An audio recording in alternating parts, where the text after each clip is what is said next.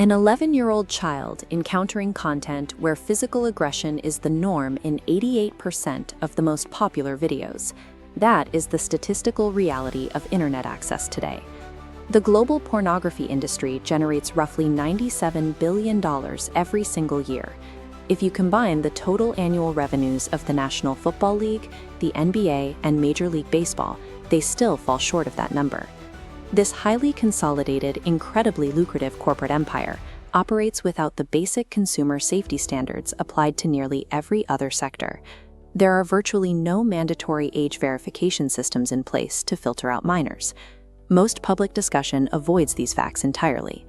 The subject is usually dismissed due to deep moral discomfort or treated as an entirely private, victimless habit that happens behind scores.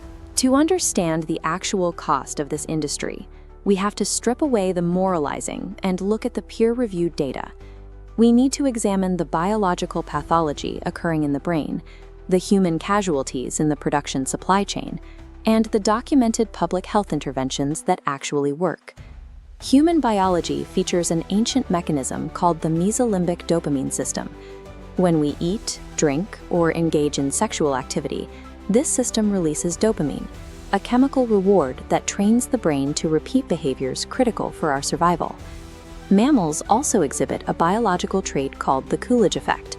Our reward circuitry provides a renewed surge of dopamine when we are presented with a novel mating partner, an evolutionary drive originally designed to encourage genetic diversity. This diagram shows the brain's mesolimbic pathway reacting to endless digital novelty.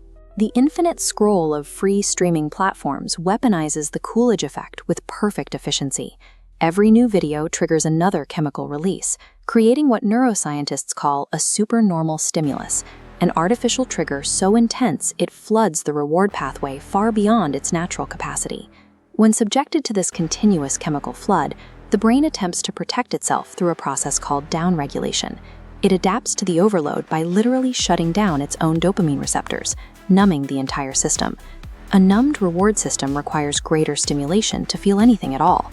The consumer is pushed to seek out increasingly extreme, aggressive, and shocking content simply to achieve the baseline chemical reward that mild stimuli used to provide. This escalation is a biological requirement of a hijacked neurological circuit. For adolescents whose prefrontal cortexes, the brain region governing impulse control and decision-making, are still years away from full development, this chemical conditioning creates lasting structural changes. That biological demand for increasingly extreme video requires a constant supply. We have to look at the people on the other side of the screen who are required to create it.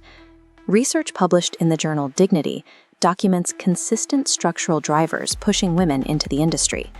The primary factors are severe economic vulnerability, massive student debt, and deceptive recruitment tactics where the aggressive reality of the work is often concealed until contracts are signed. Exiting the industry does not stop the exploitation. Because digital content is permanent, the footage continues to generate revenue for streaming platforms and creates a lifelong barrier for performers trying to secure other employment or rebuild their lives. The U.S. State Department's Trafficking in Persons report explicitly identifies the widespread use of fraudulent recruitment to coerce vulnerable individuals into signing vague contracts. Traffickers leverage the permanent threat of releasing this explicit material to maintain absolute control over their victims. The International Labor Organization tracks forced labor globally, including a sex trafficking sector generating an estimated $99 billion. Within this system, anti-trafficking researchers identify commercial pornography as a primary tool used to groom victims and normalize sexual exploitation.